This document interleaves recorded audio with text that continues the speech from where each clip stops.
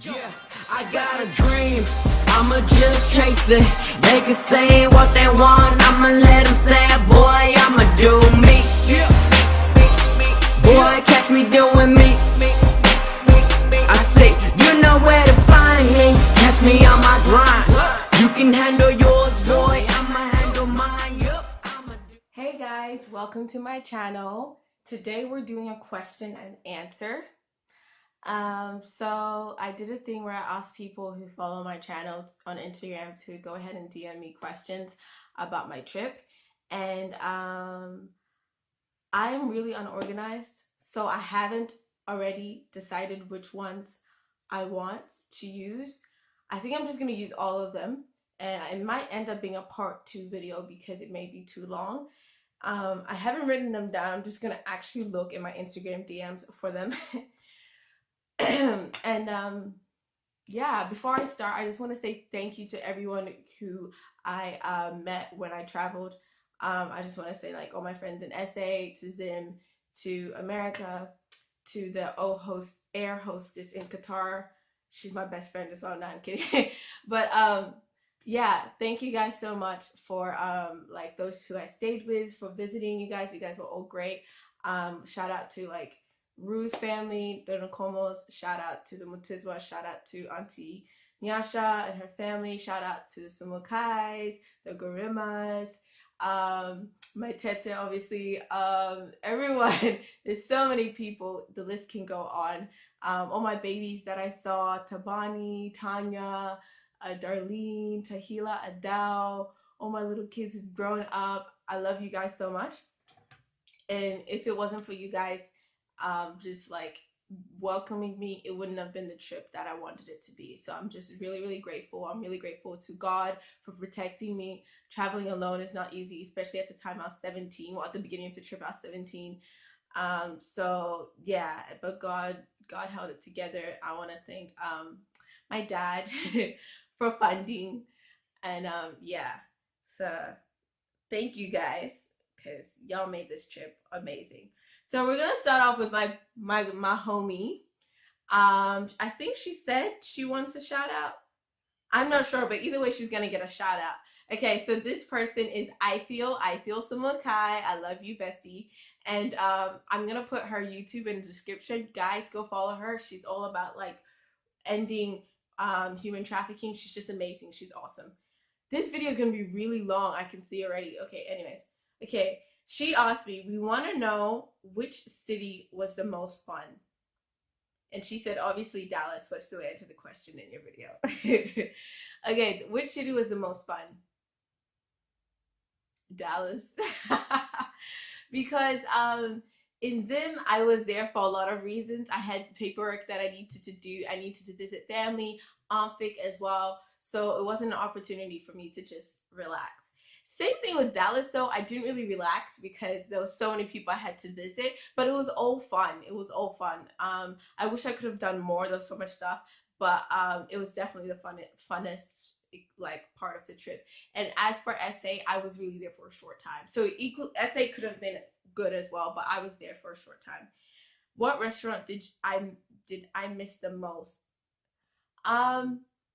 There's a few that I didn't end up getting to go to, like Smash Burger in Dallas and Fuddruckers. I also like those two places.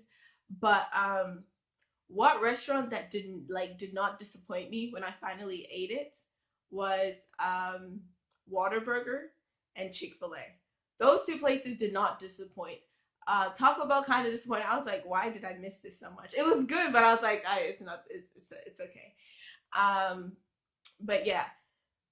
And as for South Africa, I don't, like, Spurs is here, so I had Spurs. Nando's was great, but Nando's is also here. Steers, I don't really like that much. Roman's Pizza. Roman's Pizza in South Africa is my favorite pizza place. Their pizza is fire. Did you ever get homesick? Did I ever get homesick? This is still Itheiel, by the way.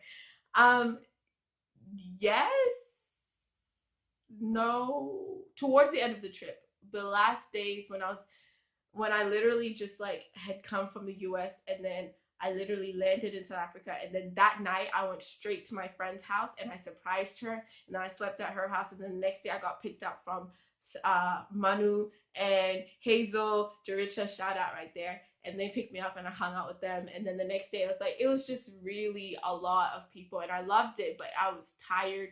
I was ready to go home. I was still getting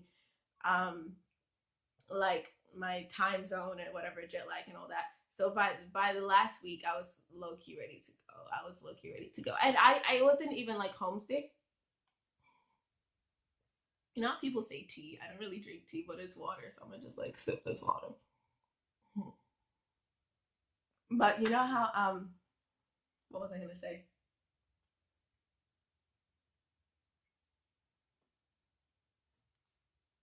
Oh yeah, it wasn't like homesick because it's not like Melbourne is still kind of new to me, so it's not like I feel like, oh my gosh, home, like I miss home. It was more just like my parents. I missed my parents, and I missed I was ready to start life.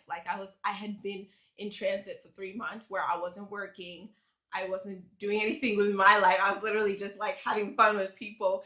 And so towards the end, I had that drive, that motivation to be like, I can't wait to get home and like do my business stuff, start university. Not because I thought university was going to be exciting, just because I can't wait to start my life because it's the next chapter of my life. So I was like, I had that motivation to come back and, you know, do things. So I can't really say, nah, I wasn't homesick, but I did miss people. Next question comes from, okay, maybe not that person. Look at me going through DMs right now, trying to find what the questions were. She said, Mufaro, shout out to Mufaro. I'm going to put her Instagram in the description. She said, where do you see yourself in 10 years? I see myself in 10 years. See, I read all these questions, but I told myself I'm not going to answer them before the thing because I want it to be as genuine as possible, which is what I like doing with all my videos. So that's why it looks like I'm unprepared, but I intentionally make myself unprepared so that it's just genuine. I see myself in 10 years. I'll be what? 28. Okay, I should have been married. I should be married. I should have at least one child and enough of the romantic side. I should be done studying by then. Yeah, I should be done studying by in 10 years. Like all the degrees I want. So my first degree and my master's, and I may go for my PhD. I'm not sure, but I definitely want to go for my master's. So I should be done. I should be. I don't know where I'll be living. I don't know who I'll be married to. Obviously, a godly man. And I will be at the height of my law career. I will be they just won't see me coming. I'll just be the black girl of law society in Australia who people will just be like, where did she come from? And I'll be like, I've been here. I've been, hustling since I got back in year 11 and told myself I need to get that 90 ATAR to get that law degree. I need to do law and psychology so that it gives me a little bit of like an edge in the industry. And I'm just gonna like come up and I'm gonna protect children's rights. I'm gonna protect human rights. I'm gonna advocate against sexual harassment, sexual abuse, especially for children. And I'm just gonna be me, vocal, and carry my faith with it. So I don't even have like a specific place. I'm not gonna say I want to be the CEO of a law firm. I know for sure I don't want to run my own law firm. I don't mind being the head of a law firm, but I think I'm gonna use my law degree more for activism. So I'm probably gonna take the route of end up working for United Nations and stuff like that by God's grace. So yeah, this I just successful, happy with a family, at least one child. So that's 10 years. Um who was I'm not answering this question, Mufaro. She knows no, I'm not answering that question. Okay. Adele asked what was my favorite restaurant, which I just answered. Sorry, babes, but I'll still give you a shout out. Farai, Chairman Farai asked me, yo, he asked me a lot. First of all, he was joking. He said, did you miss Farai? Farai, I only missed you when you were sending me memes. That's when I was like, okay, I think I missed him. But Brother Farai said, what did I forget to pack? Nothing. I overpacked actually. To be honest, I overpacked. I shouldn't have packed that much. Number two, what did you pack that you forgot overseas? What did I pack that you forgot? What did you pack that you forgot? Oh, wait, no. I don't understand that question. Okay. He said, how are American boys compared to Zim and Australian ones? Who's more thirsty? uh, uh, I can't answer this question. Oh my gosh. Okay. I'm not gonna lie. It was nice seeing different shades of black in America that you do not see here. I was at the 4th of July party thing in a park, and oh, the shades of black I saw, like God's blessings. I'm just gonna say, like, God is faithful. So I definitely miss Black Americans. I'm not gonna lie. But Zim Australian. Zim boys in America, like not Black Americans, but Zimbabwean Americans and Zimbabwean Australians are different. I think it's because like Zim boys over there, they just automatically take the Black American culture and they kind of just drop Zim. Not all of them, but a lot of them. Same thing with the girls as well. And then here, because it's not really a Black culture, besides Indigenous, but there's not like there's nothing like that. We really kept to Zimbabwean things. So I mean, I like that about Zimbabwean Australians. Like I speak like more Shona around Zimbabweans here, Black people here, than I would in Texas or America in general, because it's just I don't know. You just you yeah. I don't know how to explain that. But what was the actual question? I feel like I'm getting distracted. Who's more thirsty? Yeah. Um.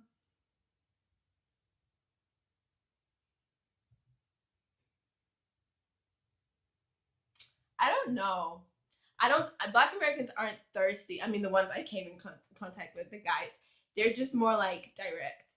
Like they're just more direct. Like a stranger literally took a photo with me. If you go on my Instagram, like they're just more like, and they say what they want, which is like for me, I like that. So it's cool, whatever. But I wouldn't consider that thirsty. I would consider that I don't know. They're just confident.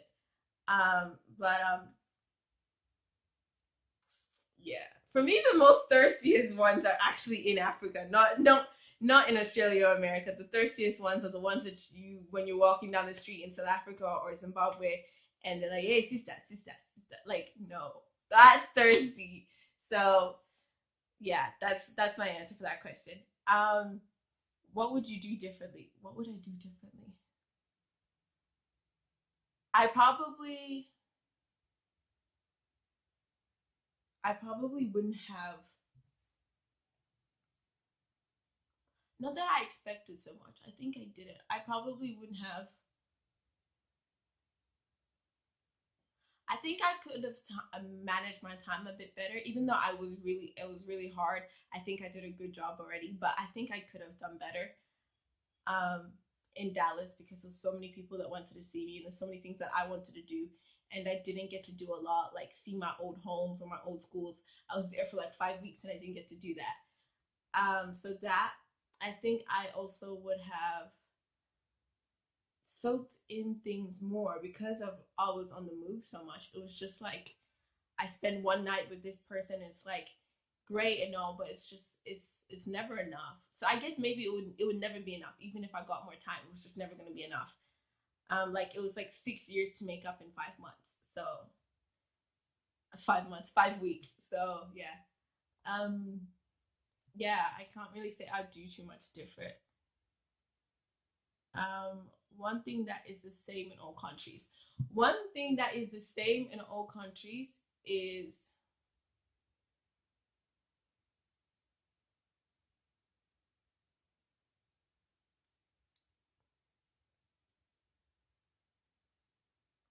I was gonna say the church, but like yes and no, because the youth is very different in all countries. The youth is very different. Zimbabwe, South Africa, America and Australia different. But one thing that's the same, I don't know. Schools are definitely not the same. Like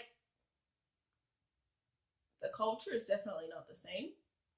I'm gonna have to come back to that. Hold on, let me pause this. See, I paused it and I still couldn't come up with like answers. Next question was still Farai. Was your sister happy to see you, or did you guys still have sibling rivalry? We don't have rivalry, but we definitely don't get along a lot of the time, but we do at the same time. It's like we're not bad like we were when we were kids, when like we used to like hate each other. Now it's like I don't hate her at all. Like I love her to the bottom of my heart, but when you see us sometimes together you think I hate her, but I don't. She was happy to see me. I hope so. Let me think. How happened when? Oh yeah, she was happy to see. Yeah. She was happy to see me. It was like a breath of fresh air because she's at Amphik, a Bible school, So it's nice to someone from the outside world. So I mean, she was just happy to see me. Do you guys? Oh, sorry. And then the last question from Farai was, do you guys? Did your dad call me a lot? No. See, what my parents do, right? They like to guilt trip me. So they won't call a lot, but when they do call, they'll be like, "Yeah, Belinda, you don't miss us, you don't call us," and basically it just means we wanted to call you, but we didn't want to be clingy. So that's basically what my parents do. So no, he didn't call a lot, but he wanted to, but he just likes pretending like he doesn't miss me, and mom pretends like she doesn't miss me. So when the few times we did call, they would just get on my case and be like, "You don't call me," and I'm like, "Mates, you can call me, but." It's whatever. It's cute. I know their system now. That's all for part one because these questions are taking too long. All right. So I'm gonna say all the stuff that YouTubers say. Please like, oop, like, oop, like, comment, subscribe, and turn on your notifications. Yeah. Okay. Bye.